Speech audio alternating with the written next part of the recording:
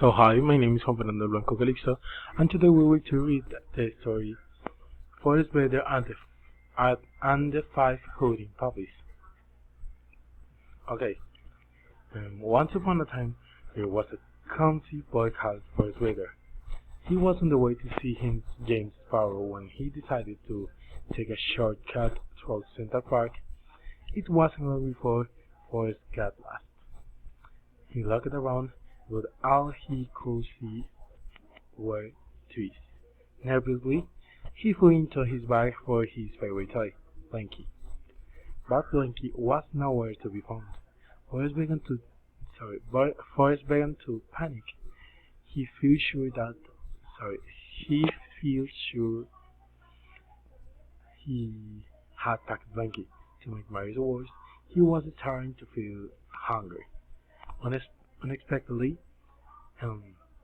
he saw a howling puppy dressed in a purple dungaree disappearing into the trees. How odd, throughout Forest. For the want of anything better to do, he decided to follow the peculiar desert puppy. Perhaps it could tell him the way out to the forest. Eventually, Forest reached a clearing. He found himself surrounded by houses made from different sorts of food. There was a house made of burned squashes, a house made of from muffins, a house made from hamburgers, a house made from lollipops, a house made from toffees, and a house made from pigs. Forrest could feel his tummy rumbling. Looking at the house, did nothing to ease his hunger. Hello? He called. Is anybody there? Nobody replied. Forrest looked at the roof of on the closed houses and wondered if it would be rude to eat somebody else's chimney. Obviously, it would be impolite to eat a whole house. But perhaps it would be considered as a table to enable the odd fixture or leak down sitting. In a time of need, a cackle broke through the air, giving Forrest a fright, at which jumping into the space in front of the houses. She was carrying a cage. In the cage was Blanky. Blanky? Shouted Forrest. He turned to the witch. That's my toy. The witch just stronger. Give Blanky back, cried Forrest. No on your Nelly, sighed the witch. Let the Blanky out of that cage. Before she could reply, five hunting puppies rushed in from a footpath on the other side of the clearing. Forrest recognized the one in the purple dungarees that he'd seen earlier. The witch seemed to recognize him too.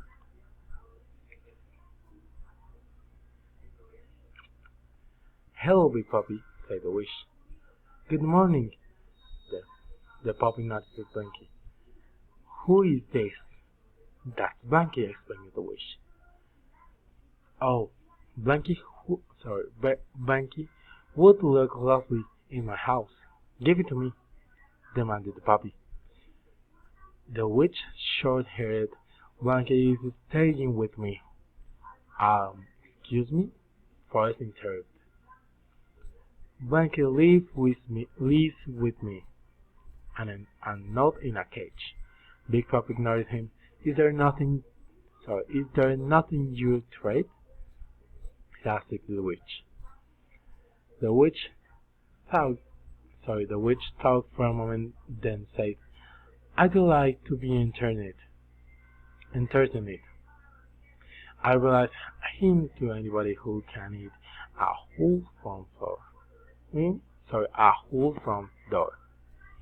Big Puppy looked at the house made from pixies and said, No problem.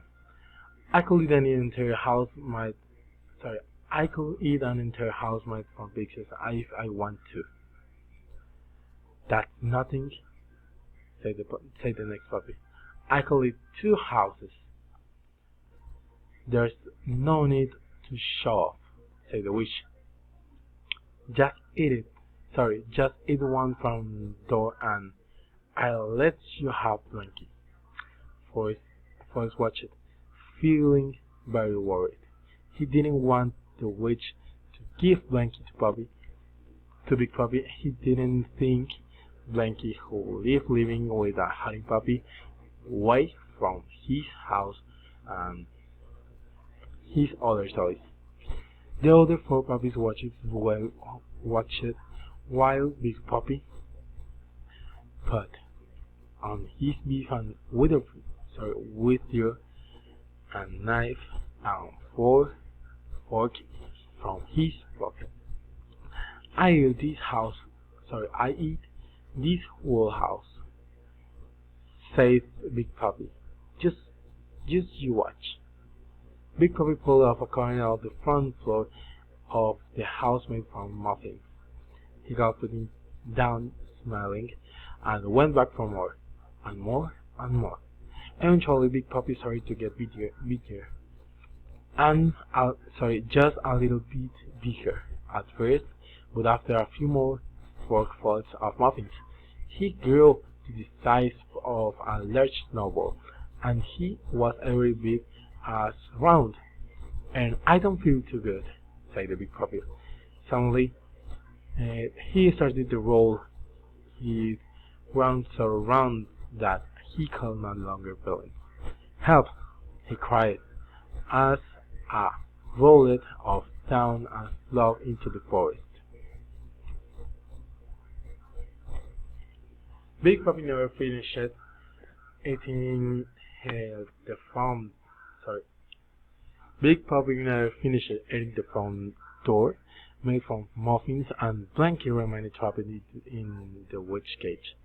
Every puppy stepped up and approached the house made from hammers. I ate this whole house, said every puppy. Just you watch.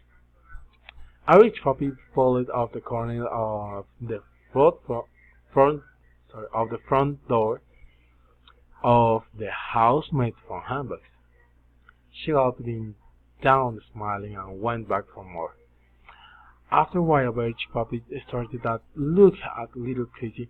She grew greener and greener. Which kid walking into the clearing? What's this bush down here? He asked. I'm not a bush, I'm a puppy, said the rich puppy. He talked exclaimed at the woodcooker. Those talking bushes are the worst kind. He'd better take it away before somebody gets hurt. No, wait, cried the rich puppy as the woodcutter picked her up. But the woodcutter ignored his cries and carried the puppy always under his arm. A rich puppy never finished eating the front door made from hamburgers, and Blanky remained trapped in the witch cage. Little Puppy stopped up and approached the house made from lollipops. I eat this whole house, said the little puppy. Just you watch. Little Puppy pulled off the corner of the front door of the house made from lollipops. He gulped in down, smiling, and went back for more and more and more. After 5 or 6 purples, Little Puppy started to finger them confident on the spot. He stopped eating lollipops, and for a moment they grabbed another forkful. But before he could eat it, there came an ailment roar, and from a bottom bar, louder than a rocket taking off, propelled Little Puppy into the sky. Ah! Cried the little puppy. I'm scared of heights.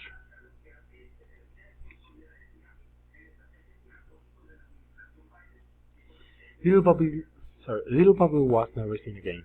Little Puppy never finished eating in the front door made from lollipops, and Blanky reminded trapped in this witch cage. Teeny Puppy stepped up and approached the house made from toffees. Eat, I eat this whole house, said Teeny Puppy. Just you watch. Teeny Puppy folded up the corner on the front door of the house made from toffees.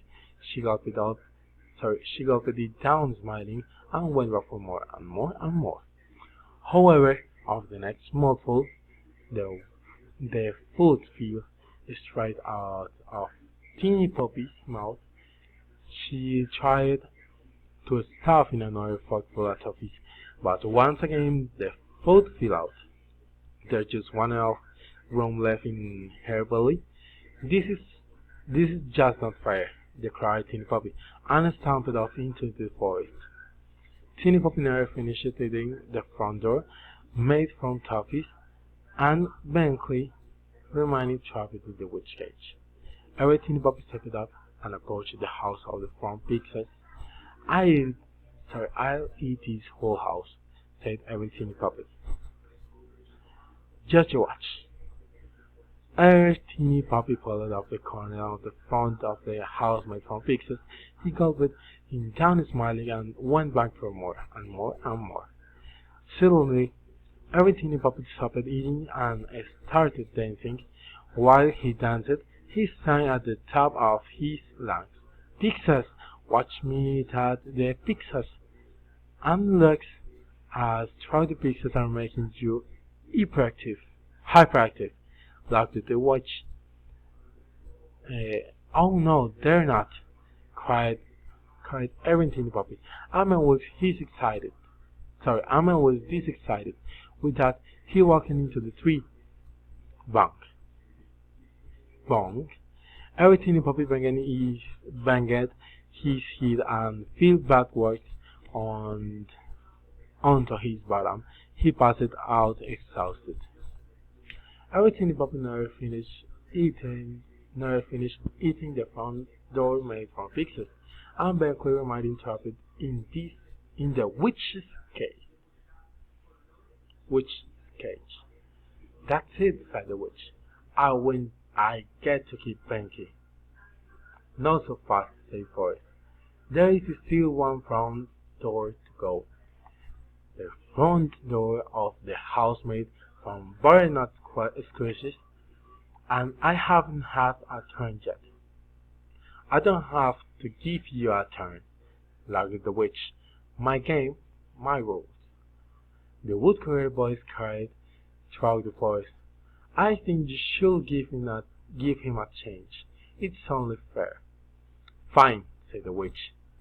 But once you saw what happened to the puppies, he won't last long. I'll be right back, said Forrest. What? Said the witch. Where's your sense of impatience? I thought you wanted Blanky back. Forrest ignored the witch and gathered a healthy pile of sticks. He came back to the clearing and started a small campfire. Careful, he broke a piece of the door of the house made by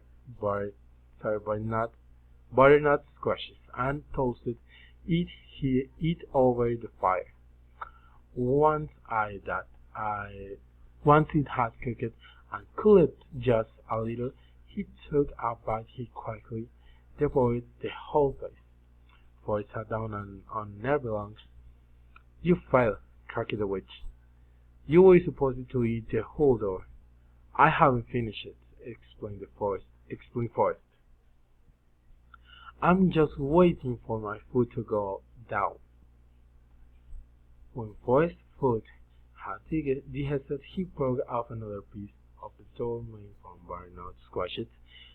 Once more, he toasted his food over the fire and waited for it to cool just a little. He ate it at a leisurely pace, then waited for it to digest.